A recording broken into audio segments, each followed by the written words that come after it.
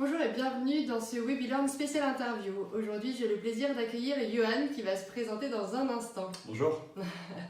Donc aujourd'hui, c'est un webinaire spécial interview pour découvrir une entreprise, découvrir une offre qui m'a particulièrement plu, que j'ai eu l'occasion de rencontrer sur le salon e-learning expo en mars dernier, et j'ai souhaité les rencontrer pour vous partager en fait leurs innovations pédagogiques. Alors Johan, est-ce que tu peux te présenter un peu plus en détail s'il te plaît ? Bonjour à tous, moi je m'appelle Johan Mazera, je suis un des fondateurs de SparkUp. SparkUp, ça va être une solution qui va essayer de booster tout ce qui va être interactivité, de développer la créativité, de développer le collaboratif au sein d'une réunion. Et dans une réunion, moi j'entends formation présentielle à 8, 10, 15, 20 ou même des formats qui peuvent être un peu plus différenciants, dans des formats un peu événementiels comme on peut voir en automobile, en format, etc. D'accord. Donc du coup, SparkUp, ça vient des étincelles en réunion et en formation alors ? Ouais, c'est un peu ça. En fait, notre posture, notre constat, c'était vraiment d'essayer de changer la posture des participants au sein d'une réunion, au sein d'une formation. Moi, je suis un ancien maître de conf et je l'ai vécu comme la plupart des formateurs, cette posture hyper attentiste, on attend que ça se déroule et le format de toute manière est très descendant, il est trop long, il y a trop de slides, on n'implique pas assez les participants. Et quand on essaye de les impliquer avec tous les talents pédagogiques et tous les talents que les formateurs peuvent avoir, ils sont quand même bien seuls, ils ne sont pas beaucoup épaulés par des outils, par des choses qui peuvent vraiment les aider et leur permettre de générer de l'engagement, pousser la créativité, faire en sorte de véritablement changer la posture du participant, de le faire passer du spectateur attentiste à véritablement acteur, collaborateur de la formation. Donc du coup, c'est quoi la promesse SparkUp alors ? La promesse SparkUp, ça va être de générer de l'engagement, de changer la posture de vos collaborateurs et finalement de les faire rentrer dans une espèce de cercle vertueux. Parce que je me sens plus écouté, donc je vais participer plus, donc je vais mieux écouter, donc je vais mieux retenir, donc je vais participer plus et faire vraiment réussir à changer cette posture, ça change tout dans la formation. C'est vraiment replacer l'apprenant au centre de sa formation, au centre de la formation présentielle, est-ce qu'on peut dire ça ? Alors on peut dire ça, ouais, on peut complètement dire ça, c'est vraiment changer la posture, le remettre au centre, mais pas seulement au centre de l'apprentissage, mais véritablement au centre de la création de valeur. D'accord. Et donc du coup, quel est le rôle du formateur dans ce type de format un peu plus particulier qu'une formation descendante finalement ? Alors, ouais, ça c'est une bonne question. Effectivement, selon moi, le rôle du formateur va changer. Le rôle du formateur, il va petit à petit, alors c'est déjà le cas chez un bon nombre, heureusement, il va petit à petit quitter sa posture de sachant pour avoir plus une posture qui va être de facilitateur, de permettre aux gens de se connecter, de réfléchir ensemble, de modérer. Et il va vraiment changer de posture lui aussi, si bien qu'il n'a plus besoin de savoir répondre à toutes les questions, il n'a plus besoin de se dire « oh là là, ça je ne sais pas répondre, comment je vais faire, etc. » C'est une posture qui est à la fois beaucoup plus cool et qui est en même temps beaucoup plus pertinente au sens métier, parce que la plupart du temps, on est quand même, avec cette posture-là, on est beaucoup plus raccord avec le métier, on est beaucoup plus raccord avec le cœur du métier des participants qui le font tous les jours au contraire du formateur. Tout à fait. Et c'est surtout aussi, là on a l'émergence du formateur 3.0 qui se veut non plus formateur descendant, mais non plus formateur magistral quelque part, mais plutôt formateur dit communautaire. Il va être médiateur, il va être en fait dans la facilitation, dans l'apprentissage. Et c'est aussi donc un formateur qui est dit social aujourd'hui et qui sort de sa posture de sachant pour justement plutôt partager des expériences et pas seulement à dispenser des cours théoriques, ce qu'on évite aujourd'hui maintenant en formation, bien évidemment, en tout cas en formation présentielle, et où on adapte plutôt des cas pratiques. Pas tant convaincu que ça. Non, mais si, c'est vrai, on est d'accord, les tendances arrivent, la volonté est là chez tout le monde. Après, dans la réalité opérationnelle des choses, il y a encore un cap à passer. C'est-à-dire que la force du digital, c'est aussi d'avoir cette notion de data et de véritablement pouvoir analyser ce qui se passe pendant. Ça, c'est une réelle opportunité du digital dans le présentiel. Ouais, et ça, c'est voilà, au-delà de toute l'opportunité d'animation et de changer la posture et de revisiter les approches que permet le digital, il y a aussi une notion de tout est là, le data est là, il est disponible au fur et à mesure et on peut analyser derrière et voir comment ça se passe. Et je l'ai chez pas mal de nos clients, hein, des académies qui conçoivent un programme de formation vraiment nouveau, moderne, enrichissant, gamifiant, dans lequel il y a plein de choses. Ok, il est super. On fait la pilote, le train the trainer, tout ça, ça se passe très bien et c'est bien. On revient 2 mois plus tard. Et non, c'est reparti, c'est du redescendant. Et puis la séquence de post-it, non, on n'a pas le temps de la faire, donc du coup, je la fais pas. Et puis je fais des questions à main levée. Et puis ce truc-là, non, mais ce truc-là, c'était pas trop pratique, donc à la place, je fais des slides. Et voilà. Ça revient un peu. Et ça revient. Et en même temps, il n'y a aucun moyen de vérifier. Et il n'y a aucun moyen de ne pas, il y a aucune raison de ne pas faire confiance aussi au formateur et ne pas dire il connaît très bien son job, s'il a pris cette décision, c'est pour de bonnes raisons.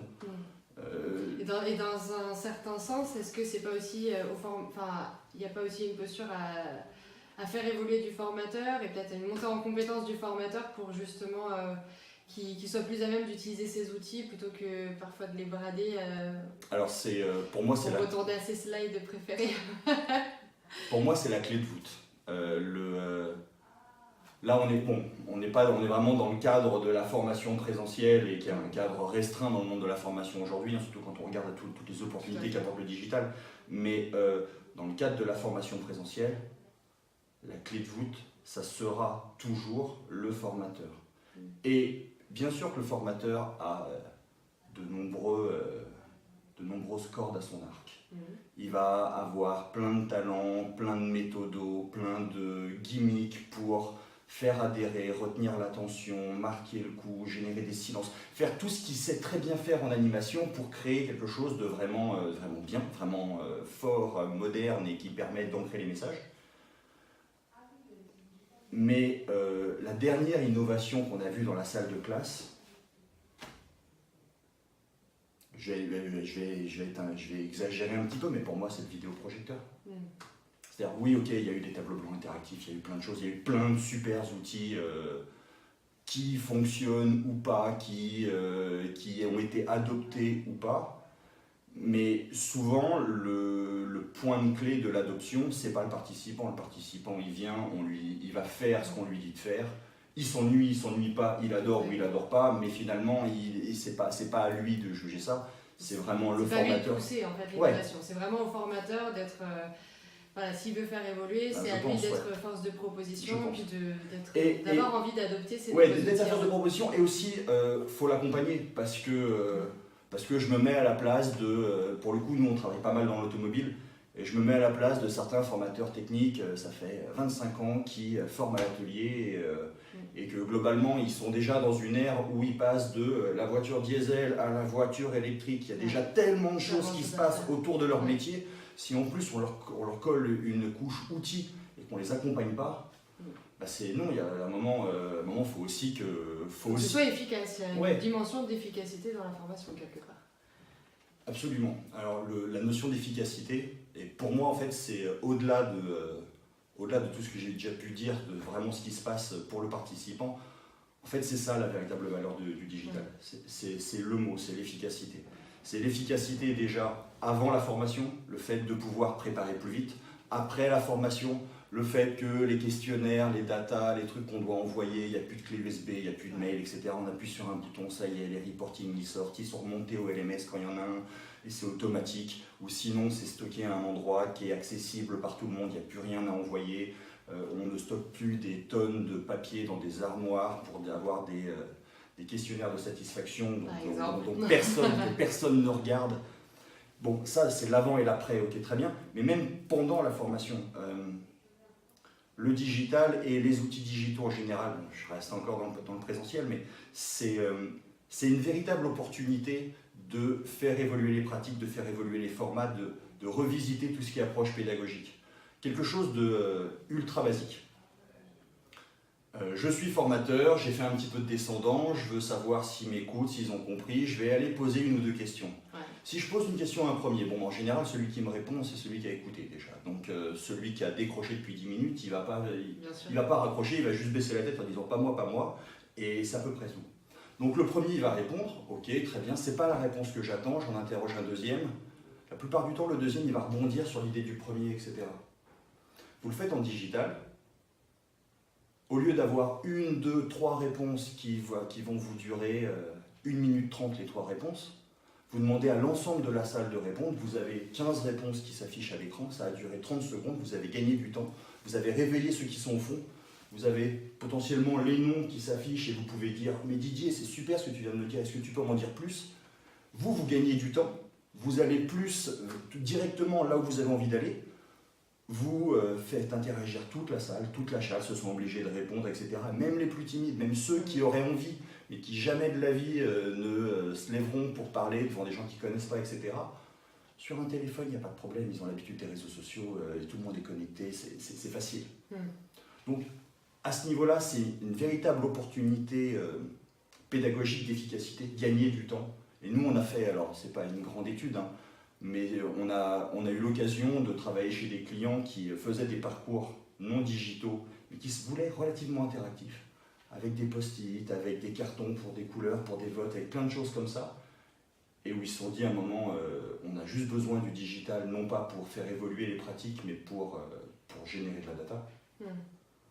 Parce qu'il y avait besoin de retour sur d'expérience en fait. C'est ça, voilà. Et quand on a pris leur cursus et qu'on l'a juste, on l'a pas du tout modifié, du coup on a juste fait ce qu'ils faisaient d'une manière ou d'une autre, mais on l'a fait de manière digitale. Ils se sont aperçus qu'ils arrivaient à gagner 1 heure, 1 heure et demie sur une journée de formation. Ce qui est énorme en fait. Ce qui est monstrueux. Et sur des choses toutes bêtes, hein, sur des choses qui... on fait une session de post-it. C'est toujours... Moi, c'est un de mes outils favoris, les post-it. Tout ce qui est c'est pas très digital pourtant. Non, non. Tout ce qui est pratique collaborative, j'adore ça. D'accord. On distribue des post-it, tout le monde écrit, après on vient, on les colle au mur, on les classe dans différentes catégories, on discute avec les uns et les autres. Une fois que ça a fini ça, on commence à les prioriser. Bon, tout le monde ne peut pas voir, ils sont un peu loin, c'est mal écrit, c'est pas pratique. Ok, mais bon, on s'en sort. Globalement, oui. Ça a duré 1 demi-heure. Bon, à la fin, on sort son téléphone et tout le monde sort son téléphone pour prendre une photo. Ce qui est bien, parce que c'est comme si on allait relire la photo un jour. mais même au-delà de ça, cette séquence, elle est vachement bien parce qu'elle est collaborative, parce qu'on discute, parce qu'on échange, parce qu'il y a... Puis ça rend actif les gens voilà. Se lèvent, interagissent, écoutent, participent. Mais c'est hyper séquentiel. Et du coup, les séquences de post-it, c'est une très belle méthode, mais on n'en fait pas beaucoup. Parce que ça prend du temps, ça prend vite 35, 40 minutes de faire une séquence. Tout à fait. Et si moi je vous dis que dans ma pédale, je vous ai prévu 3 séances de post-it dans la journée, vous me dites non. Maintenant, si je vous dis que mes séances de post-it, je les fais en manière digitale et qu'elles prennent que 12 minutes et qu'elles sont aussi efficaces, là, peut-être que ça vous intéresse. Et au final, on n'a rien révolutionné, c'est juste que tout le monde fait tout en même temps. Au fur et à mesure que je poste mes idées, je vois les idées des autres, du coup je peux interagir, du coup je peux liker les idées des uns et des autres pour commencer à les prioriser. Le formateur, dès la première idée, il commence à catégoriser avec ou sans la salle. Et le fait de faire tout en même temps, et puis à la fin on appuie sur un bouton, ça s'affiche, c'est lisible, c'est facile pour tout le monde, pour débriefer. Voilà, c'est un clic, et puis quand c'est fini, automatiquement tout le monde reçoit l'Excel, etc., etc. C'est beaucoup de petites choses, mais qui mis bout à bout, je gagne 3 minutes, plus 5 minutes, plus 3 minutes, plus 5 minutes, et à la fin j'ai gagné 1 heure et demie dans la journée. Et ça, c'est... ça c'est une opportunité du digital. Tout à fait, c'est vrai, c'est une vraie opportunité pour faire autre chose, pour faire moins de descendants, plus de participatifs, au lieu de faire... il y a quelque chose qui m'a toujours rendu dingue, c'est les roleplays. Les petites scénettes, vous savez. Ouais, les petites scénettes. On est dans une formation vente. Moi, je joue le formateur, je vais jouer le client, je prends quelqu'un, il va faire ma découverte et puis il va faire son petit argumentaire, ça va super bien se passer. C'est hyper enrichissant pour la personne qui le fait. Ouais. Bon, on a fini. Tour de table, feedback général de tout le monde, feedback positif, c'est vachement bien, mais peut-être tu pourrais... Ok, c'est super. Hyper enrichissant pour la personne qui est là, plus ou moins enrichissant pour toutes les autres qui sont dans un mode un peu d'observateur, mais qui se disent « Ah oui, cette erreur, je la fais aussi. Ah ouais, c'est vrai, moi, j'aurais fait ça. » Bon, ok, ça marche. On l'a fait une fois, c'est super. Allez, on a encore un peu de temps, on le fait une deuxième fois. Mais les 8 autres, ouais, c'est dommage. Et Alors déjà, le digital, ça permettrait de le faire 3 par 3 et peut-être de le faire différemment et d'avoir un débrief global. Bref, sans passer plus de temps, faire en sorte que tout le monde puisse le faire. Et peut-être avec un regard moins aiguisé que celui du formateur, parce qu'il ne pourra pas être avec tous les groupes en même temps, mais quand même avec des KPI, des choses à mesurer et des bonnes pratiques. Et puis quand bien même on resterait dans ce format où on est dans une espèce d'assessment et il n'y a que moi qui peux jouer le rôle du client, ok, très bien. Ce fameux feedback qui est hyper enrichissant, et je l'ai vécu, hein, fait des formations avec les feedbacks qui étaient hyper enrichissants, 2 mois plus tard on s'en souvient pas, quoi. Ouais. Alors que si le feedback il avait été digitalisé, où tout le monde avait pu donner son avis, déjà on aurait gagné un peu de temps, on n'aurait pas fait un tour de table, on aurait vu tout de suite les critères qui ressortent, les forces, les faiblesses, etc. Et puis le participant il repart avec. Et puis 3 mois plus tard, s'il veut l'utiliser, il a qu'à cliquer, il dit ah oui c'était ça qu'il m'avait dit, c'était vachement bien, c'est ça que je dois travailler. Donc voilà, c'est des petites pratiques, c'est des petites choses qui ne révolutionnent pas, en tout cas pour ces exemples-là, qui ne révolutionnent pas la façon de faire, mais qui vont la rendre plus efficace, plus rapide et plus durable dans le temps. Et puis après, il y a aussi des choses qui sont, et c'est aussi une des forces du digital, et je parle du présentiel mais pas que, qui révolutionnent complètement les formats, les manières d'apprendre. Comme par exemple, s'il y en a une ou deux qui vous plaisent particulièrement, que vous utilisez ou que... Alors sans parler de SparkUp, moi il y a quelque chose que j'aime beaucoup, c'est le micro-learning. Ouais. Je fais partie, non c'est pas vrai, je fais pas partie de cette génération, mais je me suis acculturé assez pratique. Sous quel format du coup? Plutôt vidéo? Plutôt des petites capsules pédagogiques en quelques minutes? Ouais, plutôt format 5 minutes, partout, tout le temps, dans le métro, en attendant le bus, en rentrant chez moi, en regardant un film et je m'ennuie, je vais le faire en même temps, voilà. Les pratiques, le téléphone, l'écran, c'est plus seulement le premier écran de l'humanité, c'est bien plus que ça, c'est un assistant personnel, je crois qu'en moyenne c'est 5 heures par jour avec son téléphone, devant son téléphone. Ouais, je trouve ça bien déjà, ça me dit trop, mais peu importe. Ouais. C'est 5 heures par jour. Les pratiques ont véritablement changé. Oui, les gens sont de moins en moins concentrés, le temps d'attention est de plus en plus faible, etc. Très bien. On peut vraiment faire en sorte, avec des modules de 5 minutes qui sont tous les jours, faire progresser les gens sur des choses en y associant de la data, en faisant en sorte que j'ai remarqué que ce point-là, cette compétence-là, cette connaissance-là, il ne l'avait pas acquise. Du coup, je vais lui reposer la question différemment 2 jours plus tard et encore 3 jours plus tard jusqu'à ce que ça rentre. Et au final, je n'y ai passé que 5 minutes, mais ça va rentrer. Et ça, c'est en termes de savoir, en tout cas. Alors, je ne parle pas de savoir-être ou de savoir-faire, qui pour moi sont vachement plus liés au présentiel. Autant j'aime beaucoup le micro-learning, et même certaines vidéos e-learning, on trouve de plus en plus de masterclass, de MOOC, de choses qui sont très bien faites. Je les trouve géniales pour faire du savoir. Savoir avec le savoir-faire, c'est quand même bien de mettre de l'humain, en tout cas moi je trouve. Oui, et puis ça reste aussi une opportunité de faire de l'humain, le digital finalement. Ah oui, enfin nous... si on se dit que le formateur est plus social, plus communautaire et qu'il se dit que grâce à une application comme SparkUp, il peut justement utiliser le digital pour faire plus interagir, prendre plus de temps pour faire des ateliers possibles, ça va forcément aussi le faire interagir. Le principe même de SparkUp, c'est l'humain. C'est au-delà du fait de se dire que oui, c'est de l'humain, mais ils vont quand même passer du temps sur leur téléphone, donc ils vont être déconcentrés, etc. Je parlais du temps d'attention tout à l'heure. Je crois que le temps d'attention, il y a quelques AP, il était à 11 minutes. Là, les études sont contradictoires. Il y en a qui disent 7, il y en a qui disent 4. Bref, peu importe. Quoi qu'il arrive, c'est pas beaucoup. De toute manière, au bout de 5-6 minutes, vos participants, ils vous écoutent plus. Ils vous regardent, mais ils vous écoutent plus. La question, c'est qu'est-ce que je fais? Est-ce que je connais tous leurs prénoms et je les rappelle à l'ordre et je viens les chercher au fur et à mesure? Et oui, ça marche, ok, très bien. Combien de temps, je ne sais pas, mais ça marche. Et ça marche quand on est 8-10, mais nous on fait de plus en plus de formats 20-30, des formats qui se veulent un peu différenciants, etc. Ça devient plus compliqué déjà. Le digital, c'est une opportunité pour rattraper le truc. Je suis en plein descendant et puis je vois que petit à petit, je vois les yeux qui s'éteignent et qu'ils me regardent mais ils ne m'écoutent plus. Ok, Le fait de pouvoir leur dire à un moment, eh ben maintenant j'ai une question à vous poser, allez-y, hop, on voit les résultats. Ça n'a de valeur finalement que de les réveiller, de se dire, on me demande quelque chose, je regarde, je vote.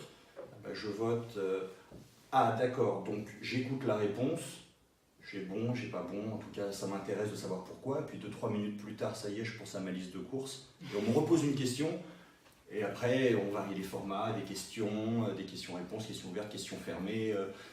Au contraire, les participants, à l'inverse, c'est eux qui posent leurs questions et qui font que ils viennent nourrir le contenu, ils viennent faire des remarques sans interrompre le formateur. Il y a vraiment de belles valeurs en dessous, il y a vraiment des vrais formats qui permettent d'amener de l'innovation, qui permettent d'amener des choses un peu différenciantes. Est-ce que vous pouvez donner quelques exemples, peut-être des cas que vous avez eu avec des clients, des choses qui ont vraiment bien fonctionné avec l'application? Quels sont les exemples? Alors j'en ai plein, mais je vais pas tout à fait répondre à votre question. Ah non, on a dit qu'on répondait à la question. Je vais vous parler d'un format innovant, qui est un de mes formats préférés. Dans SparkUp, on a une fonctionnalité qui s'appelle le photo story. Il se trouve que quand on fait du digital, souvent, le livrable, que ce soit des votes, des questions, des clics, peu importe, c'est souvent du texte. Ok, c'est pratique. Mais c'est quand même limitant à plein de niveaux. Ça ne va pas vous aider à libérer votre créativité, ça va pas vous... Voilà. On a fait le photo story pour ça. Le principe, c'est un outil de storytelling. Ça vient du Change au départ, de pouvoir prendre des photos. Alors soit on les charge depuis Internet, soit on les prend vraiment en live. Et on va pouvoir rajouter des bulles type bande dessinée, des emojis, des petits accessoires, etc. Et vous allez prendre votre manager gentiment en train de dormir, et puis vous allez lui rajouter un chapeau de cow-boy, etc. Bref, peu importe. L'idée, c'est de pouvoir venir raconter une histoire, faire du storytelling, mais qui est du coup vachement plus humain, parce qu'on prend la photo. Quand on demande à des participants de se mettre à la place de leurs clients, on est chez EDF, alors, ok, vous me demandiez qu'est-ce que tu dis, voilà, une histoire vraie. On est chez EDF, on fait une formation à l'empathie, au support EDF. Ceux qui toute la journée se font engueuler parce que ça ne marche pas. Non, France Télécom, pardon, pas EDF, France Télécom. Toute la journée, ils se font engueuler parce que ça ne marche pas. Ok, forcément, au bout de quelques années, ils ont un vrai problème d'empathie client, c'est pas étonnant. Ok, formation empathie, l'approche hyper basique. On va vous mettre à la place de vos clients. Vous vous mettez à la place du médecin, profession libérale. Il se pointe le matin, son téléphone ne marche pas, du coup son assistante elle ne peut pas prendre les rendez-vous, elle n'a rien à faire, elle est un peu en panique, elle n'arrive pas à lui poser des questions, il a autre chose à faire, ça court partout, etc. On essaie de joindre, ça ne marche pas, et puis enfin on arrive à joindre le support de France Télécom. Bah là, c'est libératoire, et que ce soit justifié ou pas, en général, le ton est élevé. Ok, très bien. Pour générer ça, on leur demande de raconter ce customer journey. Si on leur demande de raconter avec du texte, bah, ils vont le raconter et puis voilà, ça va être très factuel. Si on leur demande de le raconter en prenant des photos, en se mettant dans la peau de leurs clients, en essayant de vivre les émotions de leurs clients, plutôt émotionnel du coup. La posture, elle change complètement. Alors émotion oui, mais du coup ça peut être, il y a plein d'autres choses que peut apporter l'image, la photo. Effectivement, il y a l'émotion. Mais imaginez revisiter des process différemment. La photo, c'est pas pour rien que c'est au cœur d'autant d'outils de créativité. Ça libère vraiment beaucoup de choses et c'est hyper intéressant à utiliser quand on veut les faire réfléchir différemment, leur faire revisiter un process, etc. etc. C'est vraiment c'est vraiment une feature, c'est vraiment une fonctionnalité que moi j'adore et dès qu'il faut les faire réfléchir, ça permet de faire un livrable qui est sympa à produire, en petits groupes. Et ça pareil, c'est jamais hyper évident pour un formateur de prendre 5 personnes qui ne se connaissent pas et de leur dire vous avez 10 minutes pour me faire un livrable selon telle consigne. Et en 10 minutes, il faut qu'ils se parlent, qu'ils se mettent d'accord, qu'ils fassent le livrable et si possible qu'ils soient fiers de le partager. Bah, c'est pas si facile alors que le format photo et avec toutes les petites options qu'on peut avoir, c'est hyper propice à l'humour. Du coup, c'est très marrant à utiliser et ils sont contents de le partager. C'est créatif en plus. Ouais, ils sont contents de le partager. Ils sont contents d'avoir partagé la photo de leur boss avec le chapeau de cow-boy et quand bien même ça inclut dans l'histoire. Ils se marrent, ils sont contents et eux, ils ont passé un bon moment. Ils ont presque l'impression d'avoir fait une pause. Et il va y avoir un ancrage mémoriel plus fort, logiquement. Et l'ancrage, il n'y a pas photo. Quel jeu de mots. Ah, une autre innovation pédagogique, un autre cas qui marche vraiment bien, une autre bonne pratique dans le présentiel. Ok, une autre bonne pratique dans le présentiel. Moi, il y a quelque chose que j'aime bien aussi, c'est prendre la température de la salle. Je l'ai là aussi souvent vécu, et ça a été un sujet avec un bon nombre de nos clients, de se retrouver dans une formation dans laquelle on n'a rien à faire. Où effectivement on a besoin d'une formation vente, on a besoin d'une formation prise de parole en public, peu importe. Mais celui qui a besoin d'un coaching de 20 minutes, il se retrouve dans un cursus de 3 jours. Celui qui aurait besoin d'un cursus de 3 jours, il se trouve à faire 2 e-learning de 20 minutes. Bref, les formats qui ne sont pas adaptés. Tout ça, ça passe par la data. Tout ça, ça passe par plein de choses. Mais d'une manière générale, le fait de se dire que puisque les formations déployées sont digitalisées et qu'on arrive à tirer des petites choses, on arrive à tirer des informations sur là il répond bien, là il répond pas bien.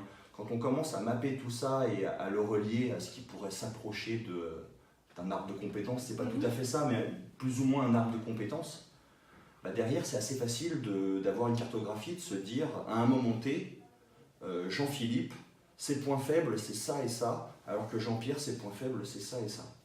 Est-ce que pour ça, il faut au contraire les renforcer dans leurs points forts ou dans leurs points faibles? Ça, c'est pas mon job de le décider. Mais en tout cas, on a un vrai outil pour essayer de les conseiller et de les amener à avoir des parcours plus efficaces, plus pertinents. Alors ça, c'est d'une manière un peu générale, ok. Mais quand on regarde d'un peu plus près au cœur même d'une formation, moi, j'aimais bien évaluer, et donc souvent je commençais mes formations par dire qu'est-ce que vous attendez de la formation, comment vous vous sentez par rapport à tel sujet, tel sujet, tel sujet. J'abordais, je voulais savoir où en était la salle. Alors, je faisais ça à l'université, donc c'était pas tout à fait la même chose, mais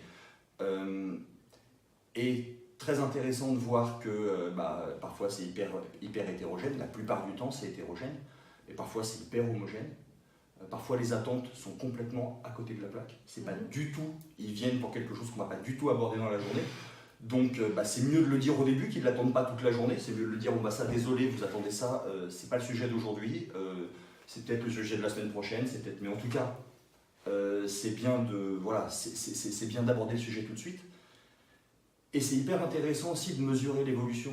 Parce que formation, acculturation digitale, les questions basiques au départ, c'est est-ce que vous utilisez les réseaux sociaux, est-ce que vous achetez en ligne, est-ce que ça vous arrive de regarder un film sur internet, des choses qui peuvent être tout à fait basiques sur des pratiques que quelqu'un qui n'utilise que très peu le digital dans son métier, par exemple.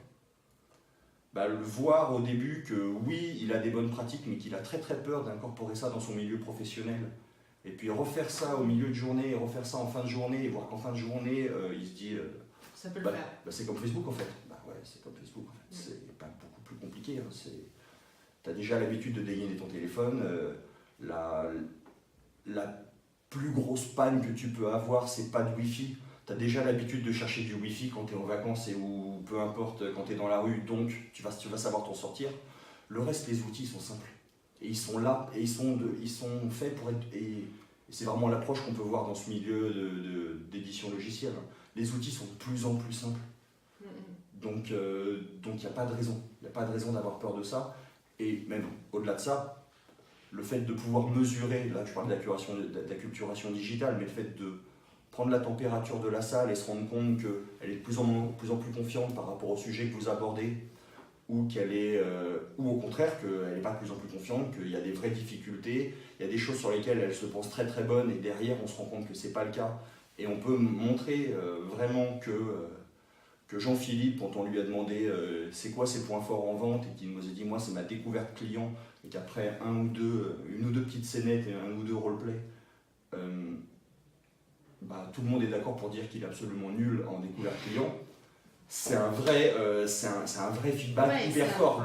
Parce que ça ne vient pas du formateur qui dit peut-être tu devrais penser à revoir. Non, c'est tous ses collègues, c'est que des gens qui font le même métier que lui qui lui disent non, ça va pas, c'est pas ça le job. Donc voilà, il y a des choses qui permettent de prendre conscience plus vite, plus efficacement et peut-être de manière beaucoup plus forte que les manières traditionnelles. c'est absolument sûr que si on fait comme ça un tour de table à l'oral, il n'y a personne qui va lui dire non mais t'es nul là-dessus. Et quand bien même ils n'auront même pas vu qu'il pensait que c'était sa force au départ, alors que les datas là-dessus c'est clair, c'est factuel, ça ne va pas. Si vous aviez un conseil pour les créateurs de formation, les formateurs, peut-être qui se veulent 3.0 et qui ne savent pas par où commencer, ce serait lequel? Pour les formateurs ou les créateurs de formation? Ouais, ça peut être des conseils différents. Hein. Ouais, alors pour les créateurs de formation, il faut vous mettre des bonnes pratiques. Il faut mettre en place des bonnes pratiques qui ne sont pas que sur une pilote, qui sont généralisées. Ça fait toujours un peu peur de se dire « Oh là là, mais je dois revoir l'ensemble de mes cursus. » Oui, mais vous n'êtes pas obligé de le faire. Commencez juste par un questionnaire de satisfaction. De toute façon, je le dis, c'est obligatoire. Mais voilà, commencez juste par des choses très simples. Commencez à les digitaliser, commencez à montrer à vos formateurs que ça va leur faire gagner du temps, qu'au final, ce qu'ils font et qui ne sert à rien parce que les papiers, ils les mettent dans l'armoire et que personne ne s'en sert, bah là, ça va servir à quelque chose et qu'en plus, ils vont le faire plus vite. Voilà, mettre en place des bonnes pratiques petit à petit pour faire aller les choses mieux, en fait, pour simplement se donner du feedback en déploiement et se dire là, ça va pas. Globalement, quand je regarde mes notes de connaissances ou mes notes de satisfaction, je me rends compte que dans tel DR, ça se passe toujours mal. Pourquoi? Ils sont nuls dans tel DR? C'est les formateurs qui vont pas? C'est le contenu qui n'est pas adapté? Ils ont des lacunes en produit, ils ont des lacunes en process, d'où ça vient? Et aller creuser un peu ça pour faire quelque chose de plus sur mesure. Et côté formateur, le meilleur conseil que je peux donner, c'est à peu près le même, c'est il faut y aller, mais pas trop vite. Il ne faut pas y aller trop vite parce que c'est nouveau. C'est-à-dire que tout à l'heure, je disais que les outils étaient simples, et effectivement, les outils sont hyper simples. Que ce soit moi, mes concurrents ou d'autres outils, la prise en main, si elle dure plus de 15 minutes, c'est que l'outil n'est pas vraiment adapté à la formation. Donc 15 minutes, on se dit super, mais 15 minutes, c'est pas pour ça qu'il faut s'y mettre 15 minutes avant le début de la formation. Ok, en 15 minutes, vous avez compris comment ça marchait, mais le job du formateur, d'animer, de repenser comment il va adapter ça, comment il va réagir, etc., ça prend plus de 15 minutes. Et donc, ça sert à rien de le faire trop vite, ça sert à rien. Alors, bon, ceux qui ont envie, pour la plupart d'entre nous, c'est comme ça qu'on y est allé, donc ça marche aussi. Mais ceux qui ont peur de ça, qui se disent qu'il va falloir qu'ils y aillent tôt ou tard, prenez le train le plus vite possible, mais commencez doucement, et vous allez voir, ça va changer votre journée. Ça va changer votre journée. Donc si je résume, pour les formateurs, c'est commencer doucement mais sûrement. Et pour les créateurs de formation, c'est évaluer la formation pour mettre en place des bonnes pratiques et faire en sorte que le présentiel soit en amélioration continue quelque part. La formation digitale, dans son ensemble. Ok. Est-ce qu'il y a un petit mot de la fin? Est-ce que vous voulez rajouter quelque chose sur SparkUp, sur l'innovation pédagogique, sur tout ce dont on vient de parler?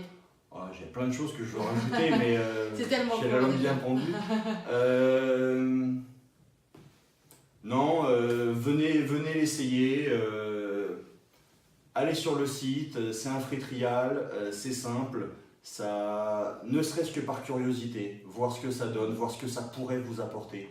Et ça peut vous apporter beaucoup. Au-delà c'est un outil qui est fait par des formateurs, qui a été pensé par des formateurs pour des formateurs. C'est plus qu'un outil simple pour faire de l'interactivité et du collaboratif. Et c'est pas un outil qui va vous faire du collaboratif comme plein d'autres. C'est vraiment pensé pour la formation. Et ça peut vraiment vous apporter des choses. Super. Merci beaucoup Yoann. Avec plaisir.